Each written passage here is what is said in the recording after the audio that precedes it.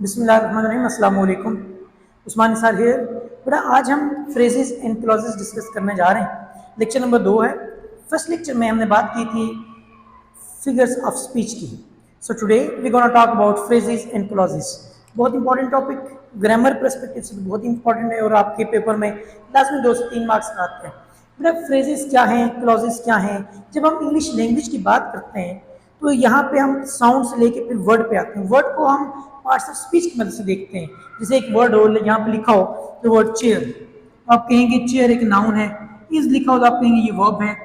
Hair आप कहेंगे ये एक एडवर्ब है। एक वर्ड को आप हमेशा पार्ट ऑफ स्पीच की मदद से देखते हैं, लेकिन जब वो वर्ड वर्ड्स में बन जाता है तो इंग्लिश लैंग्वेज में हम वर्ड्स नहीं बोलते, हम उसे फ्रेज बोलते हैं। जब भी कभी फ्रेज कहते हैं किसको है? Phrase group of related words, एक जैसे वर्ड्स ग्रुप होगा without the combination of subject and verb. Subject होता है काम करने वाला और वर्ब होता है एक्शन। कहीं पे भी आप सब्जेक्ट वर्ब कम्बिनेशन नहीं पाएंगे, लेकिन वर्ड्स होंगे, उसे हम फ्रेज बोलेंगे। बेटा नेक्स्ट चीज जैसे मैं यहाँ पे लिखूँ, यहाँ पे लिखा a big red sweet Apple. बेटा यहाँ पे 1 2 3 4 5 वर्ड्स, ये 5 वर्ड्स हैं, लेकिन क्या ये सब्जेक्ट और वर्ब इनके अंदर है? नहीं, लिहाजा ये फ्रेज कहलाएंगे। इसलिए कि ग्रुप ऑफ वर्ड्स तो हैं और ग्रुप ऑफ रिलेटेड वर्ड्स हैं, लेकिन इनके अंदर सब्जेक्ट और वर्ब का कॉम्बिनेशन नहीं है, इसे आप फ्रेज बोलते हैं। इसके बाद बेटा कितनी तरह की फ्रेजेस होती हैं? मेनली आप 4 टाइप की फ्रेजेस की बात करते हैं, लेकिन आप उन्हें बढ़ाएं तो वो 7 टाइप्स भी हो सकती हैं। आए हम क्विक रिव्यू देते हैं उन्हें। जस्ट लाइक सबसे पहले नाउन फ्रेज। तो noun phrase, adverb phrase, adjective phrase, prepositional phrase, gerund phrase, then infinitive phrase. बेटा यही वो फ्रेजेस हैं, वर्ब फ्रेज भी आप कह लें। सबसे पहली चीज जो आपने समझनी है, phrase is a group of related words without the combination of subject and verb. This is की कि ये वो वर्ड्स होंगे जिनके अंदर सब्जेक्ट और वर्ब का कॉम्बिनेशन नहीं पाया जाएगा। या तो सिर्फ सब्जेक्ट ही होगा या सिर्फ वर्ब ही होगा, कॉम्बिनेशन नहीं होगा दोनों चीजों का। आइए देख लेते हैं। बेटा नाउन फ्रेज को बनाने का जो तरीका है, वो इसके लिए आप ये फॉर्मूला, इसके अंदर determiner plus optional adjective, adjective एक भी और एक से ज़्यादा भी हो सकता है, ऑप्शनल एडजेक्टिव प्लस नाउन। तो कहीं पर भी डिटर्मिनर, डिटर्मिनर क्या होता है? बेटा डिटर्मिनर्स आपके आर्टिकल्स होते हैं, क्वांटिफायर्स होते हैं, डब्ल्यूएच फैमिली मेंबर होते हैं, पर्सनल प्रोनाउन होते हैं, इसमें डेमोन्स्ट्रेटिव प्रोनाउन भी हो सकते हैं। ऐसी कोई भी चीज़ आ जाए उसे आप डिटर्मिनर बोलते हैं। तो कहीं पे भी स्टार्ट डिटर्मिनर से हो रहा हो, उसके बाद ऑप्शनल एडजेक्टिव हो, मीन्स एडजेक्टिव को हटाने से भी फर्क ना पड़ रहा हो, देन उसके बाद नाउन, तो आप उसे नाउन फ्रेज बोलेंगे। जस्ट लाइक अब यहाँ देखें, is a determiner, big red sweet, ये तीनों एडजेक्टिव्स हैं। अगर आप इन तीनों को हटा भी दें तो इस फ्रेज पर फर्क नहीं पड़ेगा। एन एप्पल तो ये नाउन फ्रेज होगी, लेकिन आप बिग रेड स्वीट एप्पल, ये भी एक नाउन फ्रेज है। क्यों? इसमें मेन वर्ड एप्पल है, एप्पल पे बात हो रही है और ये वाला कॉम्बिनेशन भी पार है। आप नाउन फ्रेज कैसे बोलेंगे? जिस लाइक आप कहेंगे a book is a noun phrase. अब कहें an old car, an old car, ये मेन चीज यहाँ पे कार की, ये नाउन फ्रेज कहलाती है। नेक्स्ट बेटा एडवर्ब फ्रेज। देखिए हमें पता है कि एडवर्ब क्या होता है। Adverb tells about the action, adverb modifies the verb, वो वर्ब को बताता है। समटाइम एडजेक्टिव एडवर्ब को भी बताता है, लेकिन मोस्टली वो वर्ब को बताते हैं। मैं लिखूं ही वर्क्स स्लोली, देखिए जब मैं कहूंगा he works with slow speed, जब आपने ये बोला विद स्लो स्पीड, तो बेटा with slow speed, with slow speed, with slow speed ये एक एक्शन को बता रहे हैं और ये वर्ड नहीं, वर्ड्स हैं, तो लिहाजा आप इन्हें फ्रेज बोलेंगे। किसकी? एक्शन को मॉडिफाई कर, तो इसलिए ये एडवर्ब की फ्रेज। जैसे आप विदाउट केयर, विदाउट केयर क्या आप ये कहें ही राइट्स विदाउट एनी केयर, यहाँ पे एक्शन को बता रहे हैं। नेक्स्ट बेटा इसके बाद adjective. As we know that adverb tells us about the action. On the other side, these adjectives tell about noun or pronoun. This is very much important, and this is the thing that you should know about. तो अब जब adjective आपको noun को बताता है, अब यहाँ पे जैसे कहें विद ब्लू कलर, तो अब यहाँ देखें I have a marker with blue colour, with blue colour, ये 3 वर्ड्स हैं और इनके अंदर सब्जेक्ट वर्ब का कॉम्बिनेशन भी नहीं है, और बता किसको रहा है? With blue colour, I have a marker with blue colour. तो मार्कर को ये मॉडिफाई कर रहा है with blue colour, without taking the combination of subject and verb. तो लिहाजा आप इसे बोलेंगे एक एडजेक्टिव की फ्रेज। फ्रेज है क्योंकि 3 वर्ड्स हैं। एडजेक्टिव की किस लिए? क्योंकि नाउन को बता रही है, एडजेक्टिव का फंक्शन कर रही है। जैसे मैं कहूँ टर्बन अब मेड ऑफ सिल्क, या फिर I have a turban made of silk. Made of silk क्या है? मीन्स सिल्क की टर्बन को मैंने मेड ऑफ सिल्क बोल दिया। नेक्स्ट मेरा प्रेपोजिशन फ्रेज, बहुत इंपॉर्टेंट है। प्रेपोजिशन का फंक्शन दो चीजें बड़ी इंपॉर्टेंट प्रेपोजिशनल फ्रेज में, the one is structure and the second is function. Just like मेरा स्ट्रक्चर क्या है कि मैं एक बॉय हूँ, मेल हूँ, लेकिन मेरा फंक्शन क्या है, मैं एज ए टीचर हूँ। दोनों चीजें इंटायरली डिफरेंट है एक दूसरे से। So function is very much important. Now जो प्रेपोजिशनल फ्रेज है बेटा, इसका स्ट्रक्चर है प्रेपोजिशन इनटू नाउन फ्रेज, अपने अंदर प्रेपोजिशन लेती है और उसके बाद नाउन फ्रेज। लेकिन फंक्शन ये या तो एडजेक्टिव का करती है या फिर एडवर्ब का करती है। कैसे देखें, जैसे मैं बोलूं in the room, under the table, under the bus. तो बेटा यहां देखें in the room, who is in the room, मैं कहूं I am teaching you in the room, teaching you in the room. In the room एक prepositional phrase है क्योंकि इसमें प्रेपोजिशन और फिर नाउन फ्रेज आ रही है, लेकिन फंक्शन एडवर्ब का कर रही है कि मेरी प्लेस बता रही है कि मैं टीच कहां कर रहा हूं। On the other side under the bus, अब यू जस्ट बोले the mechanic is laying under the bus, the mechanic is laying under the bus, ये पूरी की पूरी क्लॉज है, एक सेंटेंस है, लेकिन इसके अंदर ये जो पार्ट है under the bus, under the bus एक प्रेपोजिशनल फ्रेज है। यहाँ पर भी काम एडवर्ब फ्रेज का कर रही है कि मैकेनिक की जो ले किया हुआ, वो लेटा हुआ है, उसकी पोजीशन को बताया जा रहा है।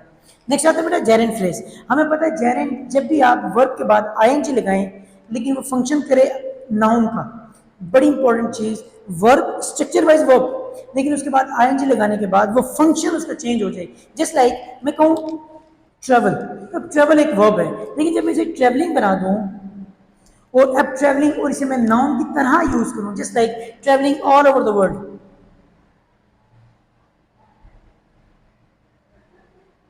तो आप चेक करें ट्रेवलिंग घूमना या फिर ट्रेवल करना, ये अब एक नाउन की तरह काम कर रहे हैं, travelling all over the world. ये सारी की सारी रिलेटेड वर्ड्स, एक दूसरे से जुड़े हुए अल्फाज हैं। Travelling all over the world is my favourite.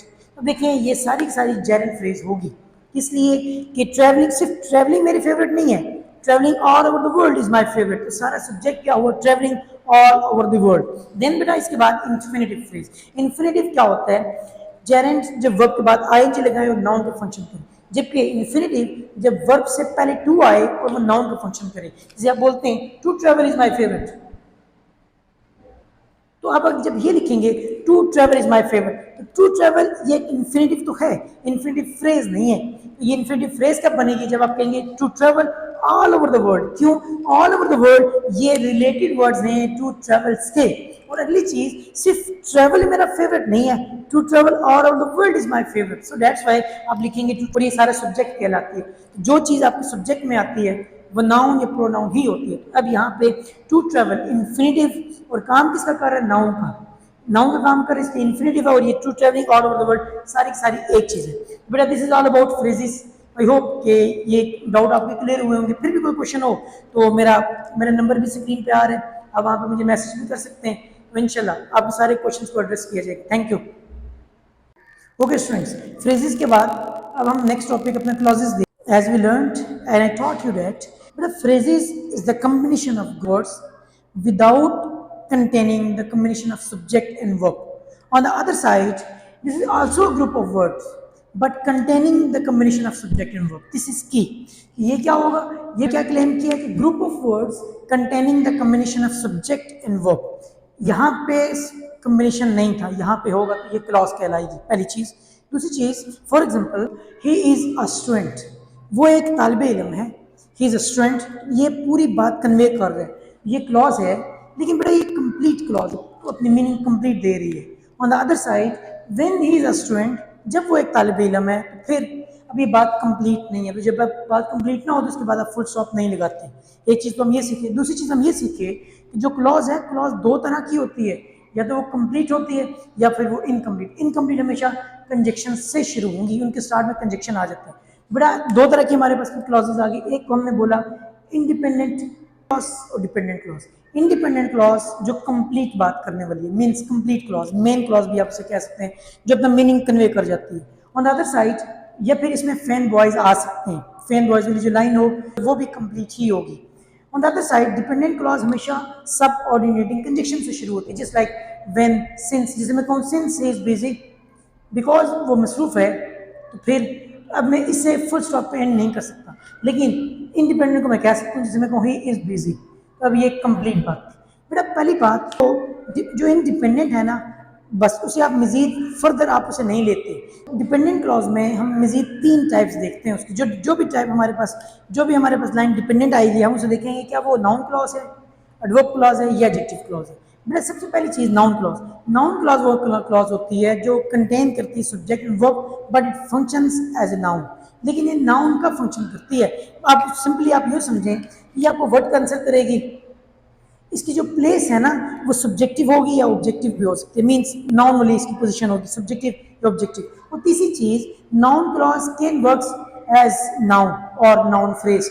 ये बड़ी खास बात कर रहा हूँ, नाउन क्लॉज को आप नाउन फ्रेज से रिप्लेस भी कर सकते हैं। कैसे वहीं देख लेते हैं, जो मैंने क्लेम किया कि इसकी ऑब्जेक्ट सब्जेक्ट या ऑब्जेक्ट की प्लेस होगी, और तीसरी चीज ये नाउन फ्रेज में चेंज हो सकती है। आइए देख लेते हैं। आई नो, अब जो अगली चीज है ना, व्हाट हिज नेम इज, अब ये व्हाट का आंसर कर रही है, I know what his name.